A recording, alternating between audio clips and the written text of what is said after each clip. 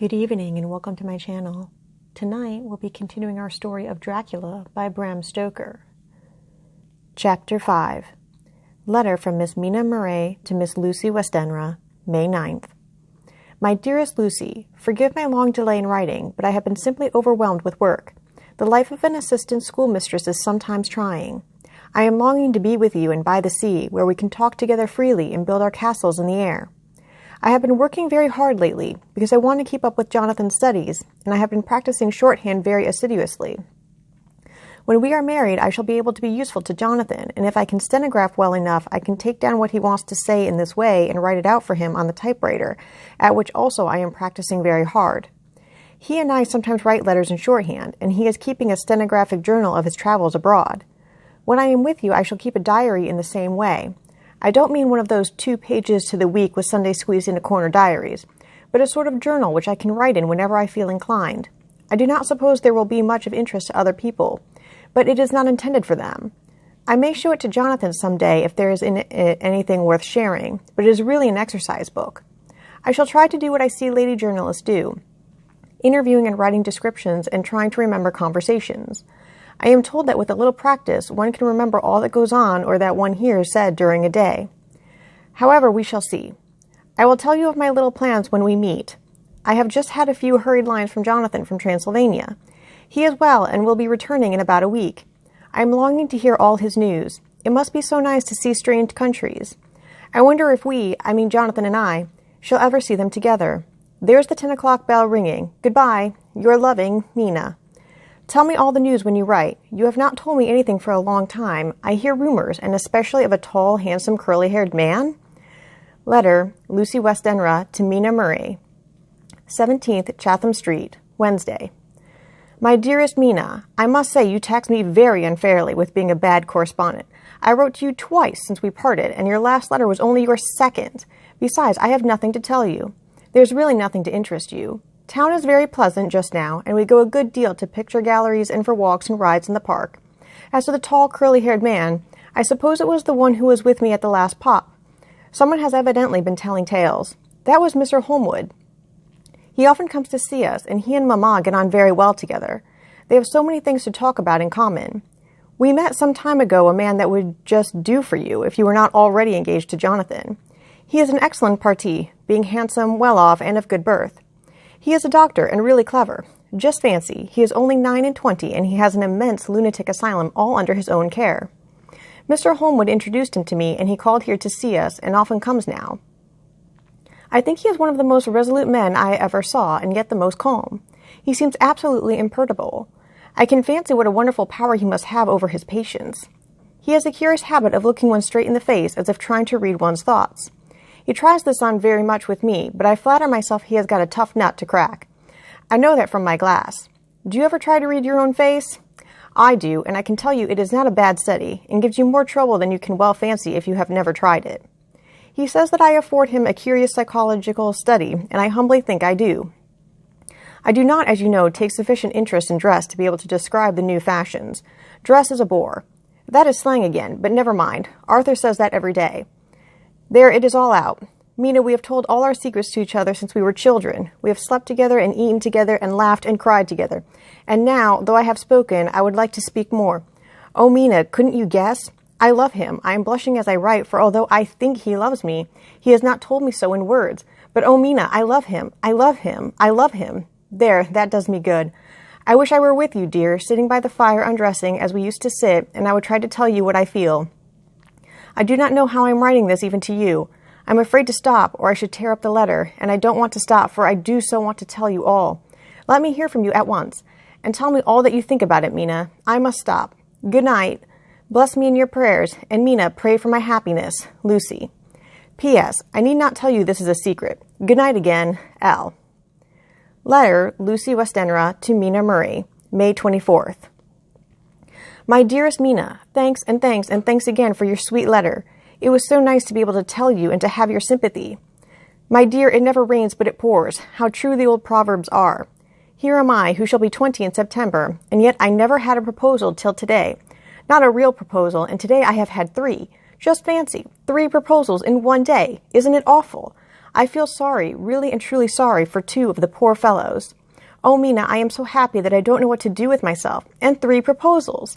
But for goodness sake, don't tell any of the girls, or they would be getting all sorts of extravagant ideas and imagining themselves injured and slighted if in their very first day at home they did not get 6 at least. Some girls are so vain. You and I, Mina dear, who are engaged and are going to settle down soon soberly into old married women, can despise vanity. Well, I must tell you about the 3, but you must keep it a secret, dear, from everyone, except, of course, Jonathan. You will tell him, because I would, if I were in your place, certainly tell Arthur. A woman ought to tell her husband everything, don't you think so, dear? And I must be fair. Men like women, certainly their wives, to be quite as fair as they are, and women, I am afraid, are not always quite as fair as they should be. Well, my dear, number 1 came just before lunch. I told you of him, Dr. John Seward, the lunatic asylum man, with the strong jaw and the good forehead.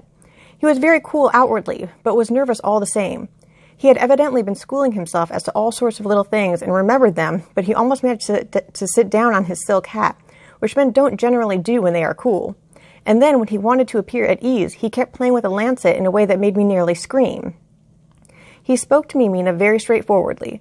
He told me how dear I was to him, though he had known me so little, and what his life would be with me to help and cheer him. He was going to tell me how unhappy he would be if I did not care for him, but when he saw me cry, he said that he was a brute and would not add to my present trouble. Then he broke off and asked if I could love him in time, and when I shook my head, his hands trembled, and then with some hesitation, he asked me if I cared already for anyone else. He put it very nicely, saying that he did not want to wring my confidence from me, but only to know, because if a woman's heart was free, a man might have hope. And then, Mina, I felt a sort of duty to tell him that there was someone. I only told him that much, and then he stood up, and he looked very strong and very grave, as he took both my hands in his, and said he hoped I would be happy, and that if I ever wanted a friend, I must count him one of my best. Oh, Mina dear, I can't help crying, and you must excuse this letter being all blotted. Being proposed to is all very nice, and all that sort of thing, but it isn't at all a happy thing when you have to see a poor fellow, whom you know loves you honestly, going away and looking all broken-hearted, and to know that no matter what he may say at the moment, you are passing quite out of his life. My dear, I must stop here at present. I feel so miserable, though I am so happy. Evening. Arthur has just gone, and I feel in better spirits than when I left off, so I can go on telling you about the day. Well, my dear, number 2 came after lunch. He is such a nice fellow, an American from Texas, and he looks so young and so fresh, and it seems almost impossible that he has been to so many places and has had such adventures. I sympathize with poor Desdemona when she had such a dangerous stream poured in her ear, even by a black man. I suppose that we women are such cowards that we think a man will save us from fears, and we marry him. I know now that I would do if I were a man and wanted to make a girl love me. No, I don't, for there was Mr. Morris telling us his stories, and Arthur never told any, and yet, my dear, I am somewhat previous. Mr. Quincy P. Morris found me alone. It seems that a man always does find a girl alone. No, he doesn't, for Arthur tried twice to make a chance, and I helping him all I could. I am not ashamed to say it now. I must tell you beforehand that Mr. Morris doesn't always speak slang. That is to say, he never does so to strangers or before them, for he is really well educated in it and has exquisite manners. But he found out that it amused me to hear him talk American slang, and whenever I was present and there was no one to be shocked, he said such funny things. I am afraid, my dear, he has to invent it all, for it fits exactly into whatever else he has to say. But this is a way slang has. I do not know myself if I shall ever speak slang. I do not know if Arthur likes it, as I have never heard him use any as yet. Well, Mr. Morris sat down beside me and looked as happy and jolly as he could, but I could see all the same that he was very nervous. He took my hand in his and said ever so sweetly, Miss Lucy, I know I ain't good enough to regulate the fixins of your little shoes, but I guess if you wait till you find a man that is you will go join them 7 young women with the lamps when you quit. Won't you just hitch up alongside of me and let us go down the long road together, driving in double harness? Well, he did look so good-humored and so jolly that it didn't seem half so hard to refuse him as it did poor Dr. Seward. So I said as lightly as I could that I did not know anything of hitching and that I wasn't broken to harness at all yet. Then he said that he had spoken in a light manner, and he hoped that if he had made a mistake in doing so on so grave, so momentous an occasion for him, I would forgive him. He really did look serious when he was saying it, and I couldn't help feeling a bit serious too. I know, Mina, you will think me a horrid flirt, though I couldn't help feeling a sort of exultation that he was number 2 in one day. And then, my dear, before I could say a word, he began pouring out a perfect torrent of love-making, saying his very heart and soul at my feet.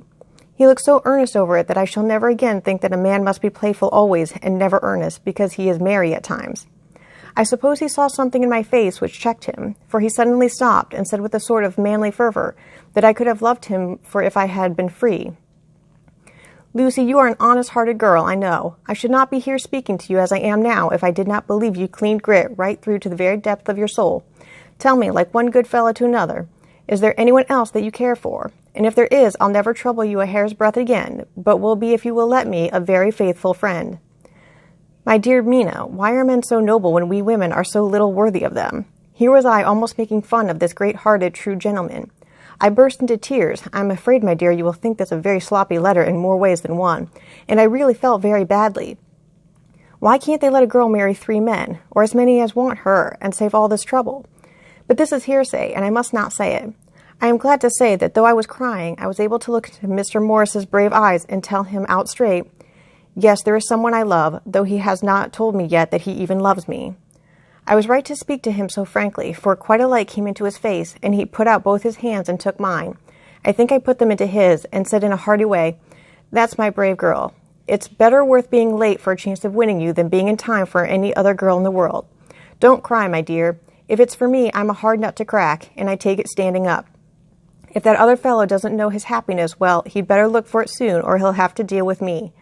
Little girl, your honesty and pluck have made me a friend, and that's rarer than a lover. It's more unselfish, anyhow. My dear, I'm going to have a pretty lonely walk between this and Kingdom Come. Won't you give me one kiss? It'll be something to keep off the darkness now and then. You can, you know, if you like, for that other good fellow. He must be a good fellow, my dear, and a fine fellow, or you could not love him. Hasn't spoken yet. That quite won me, Mina, for it was brave and sweet of him, and noble, too, to a rival, wasn't it? And he's so sad, so I leaned over and kissed him. He stood up with my 2 hands in his, and as he looked down into my face, I'm afraid I was blushing very much. He said, little girl, I hold your hand, and you've kissed me, and if these things don't make us friends, nothing ever will. Thank you for your sweet honesty to me, and goodbye. He wrung my hand, and taking up his hat, went straight out of the room without looking back, without a tear or a quiver or a pause, and I am crying like a baby. Oh, why must a man like that be made unhappy when there are lots of girls about who would worship the very ground he trod on? I know I would if I were free, only I don't want to be free. My dear, this quite upset me, and I feel I cannot write of happiness just at once, after telling you of it, and I don't wish to tell of the number 3 until it can be all happy. Ever your loving, Lucy. P.S. Oh, about number 3. I didn't tell you of number 3, need I? Besides, it was all so confused. It seemed only a moment from his coming into the room till both his arms were round me and he was kissing me. I am very, very happy, and I don't know what I have done to deserve it. I must only try in the future to show that I am not ungrateful to God for all his goodness to me in sending to me such a lover, such a husband, and such a friend. Goodbye. Dr. Seward's Diary. Captain Phonograph. May 25th.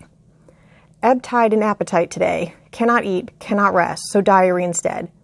Since my rebuff of yesterday, I have a sort of empty feeling. Nothing in the world seems of sufficient importance to be worth the doing. As I knew that the only cure for this sort of thing was work, I went down amongst the patients. I picked out one who has afforded me a study of much interest. He is so quaint that I am determined to understand him as well as I can. Today I seem to get nearer than ever before to the heart of his mystery. I questioned him more fully than I had ever done, with a view to making myself master of the facts of his hallucination. In my manner of doing it there was, I now see, something of cruelty. I seemed to wish to keep him to the point of his madness, a thing which I avoid with the patients as I would the mouth of hell. Under what circumstances would I not avoid the pit of hell? Omnia Roma venalia sunt. Hell has its price. If there be anything behind this instinct, it will be valuable to trace it afterwards accurately, so I had better commence to do so. Therefore, R. M. Renfield, et 59, sanguine temperament, great physical strength, morbidly excitable, periods of gloom ending in some fixed idea which I cannot make out. I presume that the sanguine temperament itself and the disturbing influence end in a mentally accomplished finish. A possibly dangerous man, probably dangerous if unselfish. In selfish men, caution is as secure an armor for their foes as for themselves. What I think of on this point is, when self is the fixed point, the centripetal force is balanced with the centrifugal. When duty, a cause, etc. is the fixed point, the latter force is paramount, and only accident or a series of accidents can balance it. Letter. Quincy P. Morris to Honorable Arthur Holmwood, May 25th. My dear Art, we've told yarns by the campfire in the prairies and dressed one another's wounds after trying a landing at the Marquesas, and drunk healths on the shore of Titicaca. There are more yarns to be told, and other wounds to be healed, and another health to be drunk. Won't you let this be at my campfire tomorrow night? I have no hesitation in asking you, as I know a certain lady is engaged to a certain dinner party, and that you are free. There will only be one other, our old pal at the Korea, Jack Seward.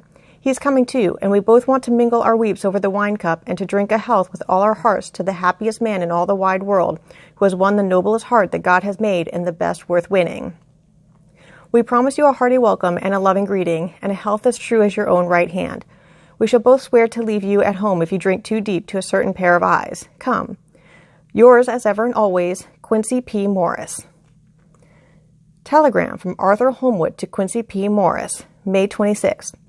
Count me in every time. I bear messages which will make both your ears tingle. Art. Thus ends Chapter 5.